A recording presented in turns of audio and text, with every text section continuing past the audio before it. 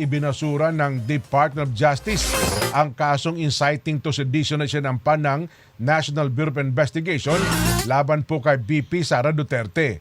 Kaugnay ito ng kanyang pahayag noong 2024 na kumuha siya ng hitman para ipapatay sina Pangulong Bongbong Marcos, First Lady Lisa Araneta Marcos at dating House Speaker Martin Romualdez sakaling siya ay mapatay. Ayon po sa DOJ, walang nakitang sapat na batayan ang panel of prosecutors para maisulong ang kasong inciting to sedition laban sa Vice Presidente.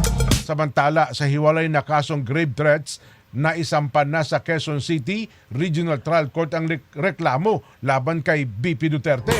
Sinabi po ng DOJ spokesperson, Attorney Polo Martinez, na hindi rin dapat pagdugtungin ang criminal case at ang kasalukuyang impeachment proceedings laban po sa Vice Presidente. Iginit pa po ng DOJ na magkaiba daw po ang proseso ng impeachment at ng criminal case kabilang ang preliminary investigation. Kaya walang dapat umanong maging epekto ang isang proceeding sa isa't isa pa.